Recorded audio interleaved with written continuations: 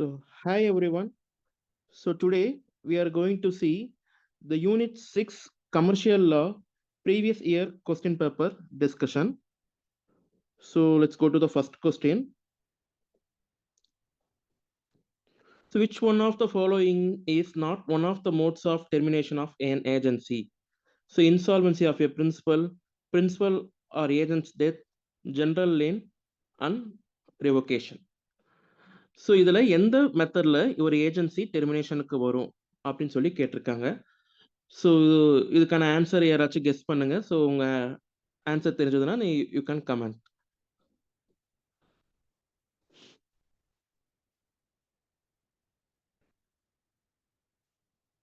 So first of all ஆன்சருடைய ஒரு discussion பண்ணிடலாம். ஸோ நிறைய பேர் கரெக்டாக கெஸ் பண்ணியிருப்பீங்கன்னு நினைக்கிறேன்.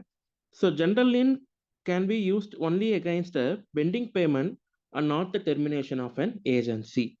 ஸோ ஒரு ஜென்ரல் லீன் அப்படிங்கிறது ஒரு பேமெண்ட் வரல, அந்த பேமெண்ட்டை வாங்கணும் அப்படிங்கிறதுக்காக யூஸ் பண்ணிக்கலாமே தவிர ஒரு ஏஜென்சியே கம்ப்ளீட்டாக டெர்மினேஷன் பண்ணுறதுக்கு யூஸ் ஆகாது. ஸோ ஒரு பெண்டிங் பேமெண்ட்டை கலெக்ஷன் பண்ணுறதுக்கு மட்டுமே தான் ஜென்ரல் லீனை யூஸ் பண்ண முடியும். ஸோ ஒரு ஏஜென்சியை கம்ப்ளீட்டாக டெர்மினேஷன் பண்ணுறதுக்கு யூஸ் ஆக முடியாது. So the general lien is the correct answer. So ஒரு insolvency of a principal or agent's death, revocation of an agency, இது எல்லாமே ஒரு ஏஜென்சியை டெர்மினேட் பண்ணும். ஆனால் ஒரு ஜென்ரல் லீன் பெண்டிங் பேமெண்ட்டை மட்டும் தான் கலெக்ட் பண்ண ஹெல்ப் பண்ணுமே தவிர ஒரு ஏஜென்சியை டெர்மினேட் பண்ணாது. So let us go to the next question.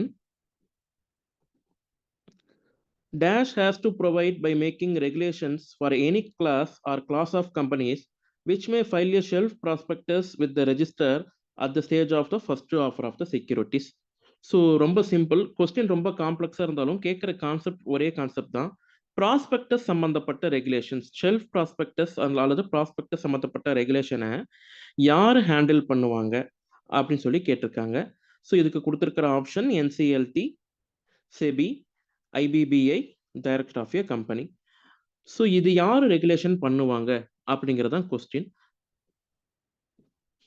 So இதை யார் ரெகுலேஷன் பண்ணுவாங்க அப்படிங்கிறத நம்ம இப்போ பார்க்கலாம்.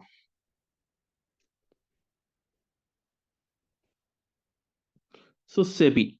ஸோ ஒரு ஷெல்ஃப் ப்ராஸ்பெக்டஸை கரெக்டாக இருக்குது, அதில் எல்லா டீட்டெயிலும் கரெக்டாக இருக்குது, அதில் எந்த விதமான ரிஸ்க்கும் இல்லை அப்படின்னு வந்து எல்லாத்தையுமே ஃபைனலைஸ் பண்ணதுக்கு அப்புறமாக அதை அப்ரூவ் பண்ணுற பவர் யாருக்கிட்ட இருக்கு அப்படின்னா stock exchange board of India, SEBI கிட்ட தான் இருக்கு. So SEBI is the correct answer. So option 2, SEBI is the correct answer for this question.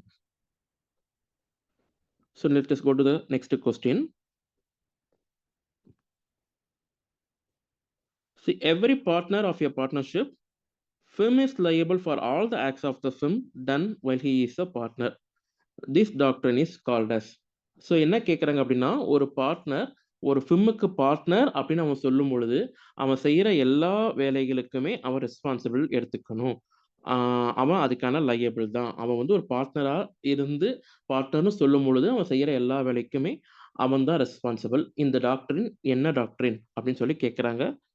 So doctrine of holding out, doctrine of restitution, doctrine of estoppel, doctrine of proportionality. சரி, இதில் எது கரெக்டான answer அப்படின்னு சொல்லி guess பண்ணுங்க.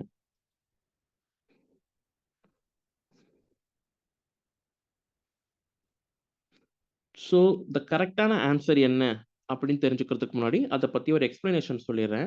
So doctrine of holding out அப்படின்னா என்ன? அதாவது ஒரு பார்ட்னர் ஒரு பார்ட்னர்ஷிப்பை மட்டும் வெளியில போறான், நான் இனிமேல் இங்க வந்து பார்ட்னர் கிடையாது அப்படின்னு அவன் சொல்றான் அப்படின்னு சொன்னா he have to declare it to everyone. அவன் அதை எல்லார்கிட்டையுமே சொல்லணும், தேர்ட் பார்ட்டி உட்பட எல்லார்கிட்டையுமே சொல்லணும். இன்கேஸ் அவன் அப்படி சொல்ல தவறிட்டான் அப்படின்னு சொன்னா he will be deemed as a continued partner. அவன் இன்னமும் பார்ட்னரா இருக்கான், இன்னமும் அவன் ஆஃபீஸை ஹோல்டு பண்றான் அப்படின்னு சொல்லுவாங்க. ஸோ அதுக்கு பேர் தான் டாக்டரின் ஆஃப் ஹோல்டிங் அவுட்.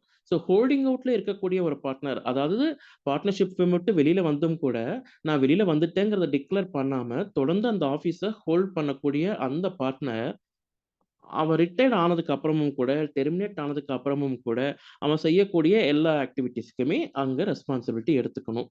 அதுதான் டாக்டரின் ஆஃப் ஹோல்டிங் அவுட் சொல்லக்கூடிய கான்செப்ட். ஸோ நம்மளுடைய கொஸ்டினை திரும்பி ஒரு முறை பார்த்தீங்கன்னா உங்களுக்கு நல்லா தெரியும். ஸோ ஒரு பார்ட்னர் தன்னை பார்ட்னராக சொல்லிக்கிற வரைக்கும் அவன் தான் எல்லாத்துக்குமே ரெஸ்பான்சிபிள் அப்படிங்கிற பிரின்சிபல் எதை பேஸ் பண்ணுது அப்படின்னு சொல்லி பார்த்தோம்னா டாக்ட்ரின் ஆஃப் ஹோல்டிங் அவுட் அப்படிங்கிற பிரின்சிபலை பேஸ் பண்ணி தான் சொல்லியிருக்காங்க. ஸோ அதுக்கான answer doctrine of holding out option 1.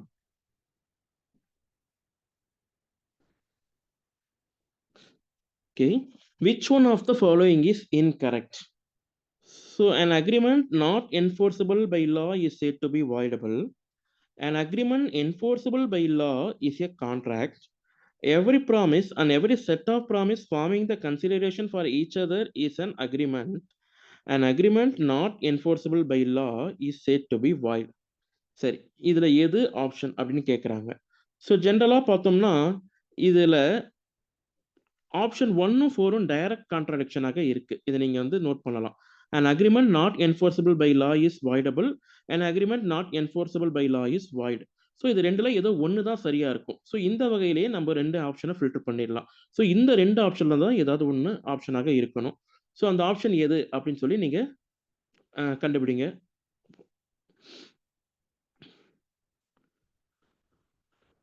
So நீங்க வீடியோ பாஸ் பண்ணிட்டு கமெண்ட் பண்ணலாம். Then you can analyze yourself whether your answer is right or wrong. Okay, we'll move on to the answer. So an agreement which is enforceable by law at the option of one or more parties, that too, but not at the option of other parties அப்படிங்கிறது தான் voidable contract.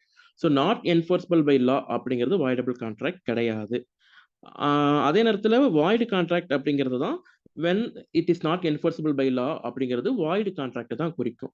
So void contract அப்படிங்கிறது தான் அதோடைய கரெக்டான definition. voidable contractங்கிறது தப்பான statement.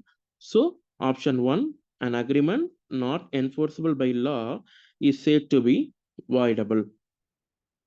So இதுதான் தப்பான statement. மீதி எல்லாமே கரெக்டான ஸ்டேட்மெண்ட்டாக இருக்கு. ஸோ பாருங்க, an agreement enforceable by the law is contract, அது கரெக்ட் தான். ஸோ ப்ராமிஸோட டெஃபினேஷன் எடுத்து படிச்சு பார்த்தோம்னா இதுதான் இருக்கும். ஸோ அதோடைய டெஃபினேஷன் கரெக்ட் தான். அக்ரிமெண்ட் அண்ட் ப்ராமிஸோடைய டெஃபினேஷன்ஸை பார்த்தீங்கன்னா இது கிளியரா தெரியும். an agreement not enforceable by law, it's void only. And the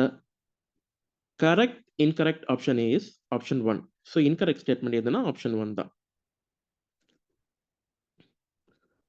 so அடுத்தது, which one of the following is false? Again the same pattern of your question. A contract is frustrated where the actual and specific subject matter of the contract has ceased to exist.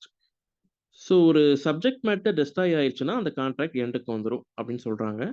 A contract will frustrate where the circumstance arise which makes the performance of the contract impossible in the manner contemplated. A contract which required personal performance by a promisor is frustrated by the death of the promisor. Ceasing of a subject matter does not frustrate the contract. So again முதல்ல சொன்ன option மாதிரியே தாங்க. இதுலயும் பாருங்க, option 1ம் option 4ம் exact கான்ட்ராக்ஷனாக இருக்கு. Option 1 என்ன சொல்லுது? ஒரு சப்ஜெக்ட் மேட்டர் டெஸ்ட்ராய் ஆயிடுச்சுன்னா கான்ட்ராக்ட் சீஸ் ஆயிடும்னு சொல்லுது. ஆப்ஷன் 4 என்ன சொல்லுது? ஒரு சப்ஜெக்ட் மேட்டர் டெஸ்ட்ராய் ஆயிடுச்சுன்னா கான்ட்ராக்ட் ஃப்ரஸ்ட்ரேட் ஆகாது அப்படின்னு சொல்லுது. So direct contradiction. இது ரெண்டுல ஏதோ ஒரு ஆப்ஷன் கரெக்டாக இருக்கணும். ஸோ அந்த ஆப்ஷன் எது அப்படின்னு சொல்லி கண்டுபிடிங்க.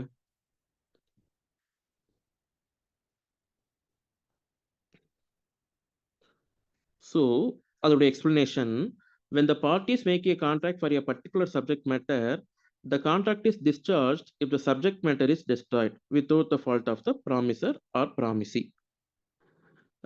ஸோ ஒரு சப்ஜெக்ட் மேட்டர் டெஸ்ட்ராய் ஆயிடுச்சு அப்படின்னு சொன்னா அந்த கான்ட்ராக்ட் ஃப்ரஸ்ட்ரேட் ஆயிரும் அப்படின்னு சொல்லி சொல்றாங்க. ஸோ எந்த ஆப்ஷன் அப்போ ஃபால்ஸ்? ஸோ உங்களுக்கே நேரம் தெரிஞ்சிருக்கும். Option 4, ceasing of the subject matter of the contract does not frustrate the contract. So ஒரு சப்ஜெக்ட் மேட்டர் டெஸ்ட்ராய் ஆயிடுச்சுன்னா அந்த கான்ட்ராக்ட் ஃப்ரஸ்ட்ரேட் ஆகாதுங்கிறது தப்பான ஸ்டேட்மெண்ட். ஒரு சப்ஜெக்ட் மேட்டர் டெஸ்ட்ராய் ஆயிடுச்சுன்னா அந்த கான்ட்ராக்ட் கண்டிப்பாக ஃப்ரஸ்ட்ரேஷன் ஆயிடும். ஸோ மீதி எல்லாமே ஒரு perfect option. So subject matter destroy ஆயிடுச்சுன்னா கான்ட்ராக்ட் ஃப்ரஸ்ட்ரேட் ஆயிடும். ஒரு ஈவெண்ட் இம்பாசிபிள் ஆயிடுச்சுனாலும் கான்ட்ராக்ட் ஃப்ரஸ்ட்ரேட் ஆகும். ஒரு பர்சனல் பெர்ஃபார்மன்ஸ் கான்ட்ராக்ட்ல அந்த பெர்ஃபார்ம் பண்ண வேண்டியவர் இறந்து போயிட்டாரு அப்படின்னு சொன்னாலும் அந்த கான்ட்ராக்ட் ஃப்ரஸ்ட்ரேட் ஆயிடும். So that's the end of this question answer session. And so நம்ம ப்ரொஃபசர்ஸ் அகாடமியில் ஜனவரி 20லேருந்து புது பேட்சஸ் ஸ்டார்ட் ஆகுது. So for UGC NET and TN SET எல்லா சப்ஜெக்ட்ஸ்க்குமே ஸ்டார்ட் ஆகுது. So the early bird offer is also going on. So next 1 வீக்கில் ஜாயின் பண்ணுறவங்களுக்கு, அட்மிஷன் பண்ணுறவங்களுக்கு. So there are attractive discount offers going on. So யார் யார் வேணுமோ யூட்டிலைஸ் பண்ணிக்கலாம். And all the best for your examination. We will see you in another session.